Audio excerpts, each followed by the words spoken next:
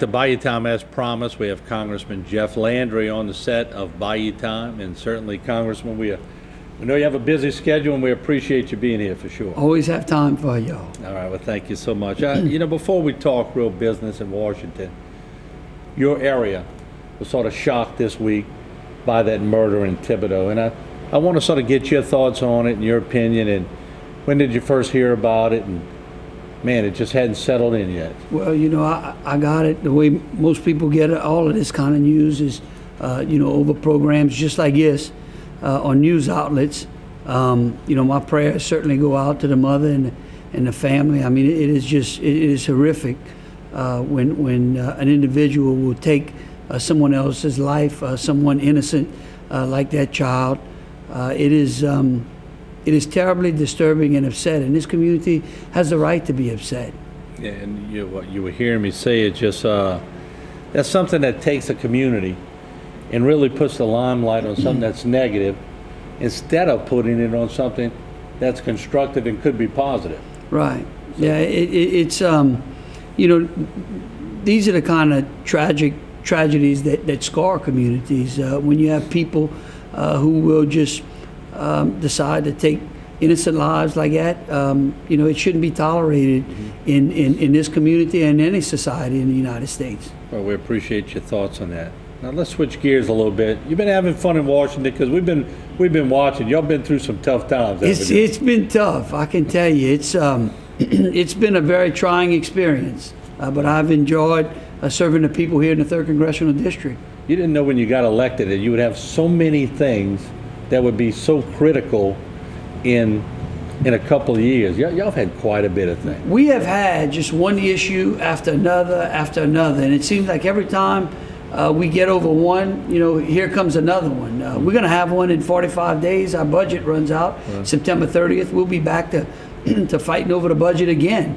It's like you can't come up for air, but the only resolve I get is to come back home and get some mud between my toes, and then I'm ready to go back. I bet you feel like a senior member now, don't you? Oh, we've learned a lot. I mean, it's amazing. You coming in with a large class, and I can tell you viewers out there that this freshman class is just absolutely a wonderful bunch of individuals. People who certainly put their constituencies and their country above any political games that go on in Washington. And of course, you've seen some of the results that have come out of that. We still got some ways to go, but I have some optimism.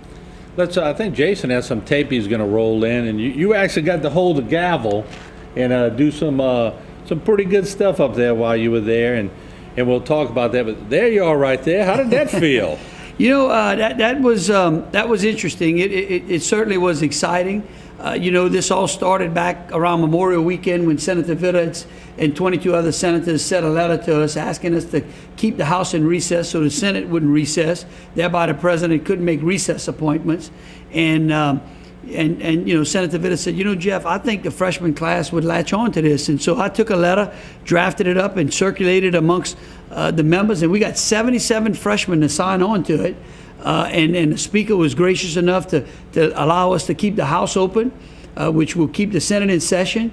And I can tell you, I've even had some freshman colleagues of mine who, when we were trying to put the schedule together, because the Speaker said, look, this is your baby, you got to put the schedule together, who wasn't quite excited about doing it, about leaving home during recess, coming back to Washington just for that. They've called and said, how do I get a piece of that action? Now, something I saw you do, and it just hit me, that we don't have enough of in Washington. You made the sign of the cross and y'all were praying.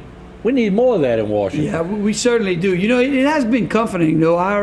The House chaplain is actually a Catholic priest, which is certainly heartwarming as a Catholic. But certainly there are men of all faiths in Congress, and I can tell you, look, the South Carolina delegation, who are mostly Protestant. I remember when they were getting ready for the debt ceiling vote, they went off. We've got a chapel inside of the Capitol reserved just for members where we can pray, and it is an area where we can gain some hopefully some faith and ask the good Lord to help us make the right decisions. I don't care how you pray, as long as you pray. That's exactly right. All right, let's jump into it. The debt ceiling, my God, we would get home.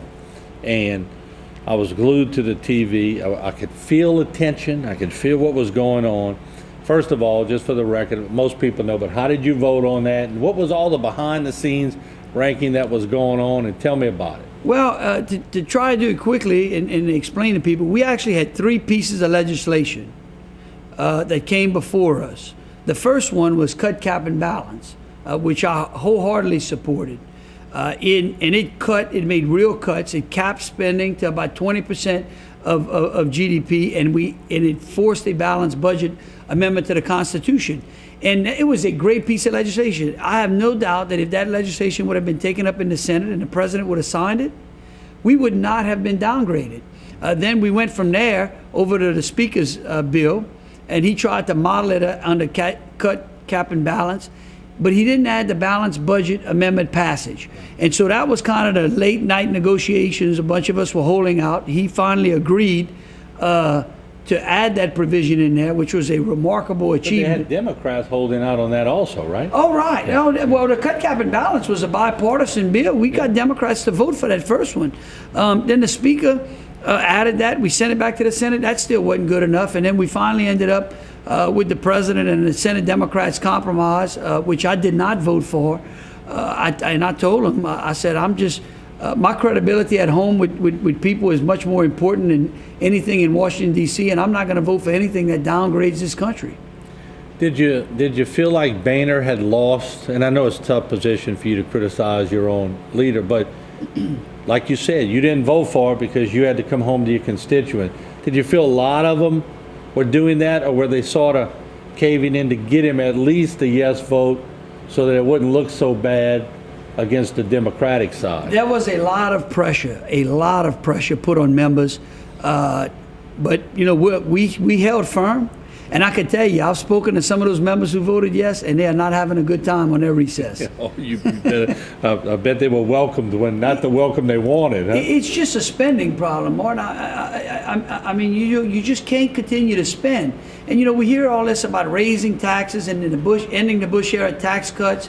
And that is just a drop in the bucket to the spending problem. It's like taking home $30,000 a year but spending $45,000 and then asking the boss for a raise to make up the difference. And if you raise the taxes like the president would like, close the loopholes, tax the oil companies, you'd only raise another $3,000 a year in equivalent to the scenario I put.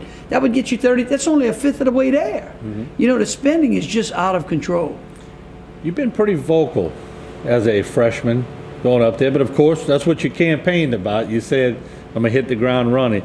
You've testified in front of committees, big committees on oil and gas and energy and different things of that nature. How do you feel that you've done in your first stint up there, or you're getting your point across like you wanted to? Look, I think we are getting our point across. We have had a voice. It's a voice with an accent. That's what I tell them. You know, we have made some strides. You know, we were able to get Director Bromwich to start to loosen up the permitting process on P&A work. Every time we hold a hearing, he seems to issue another exploration permit. We've gotten some places with the Corps of Engineers, not nearly where we need to be. But I think all in all, people are recognizing our voice.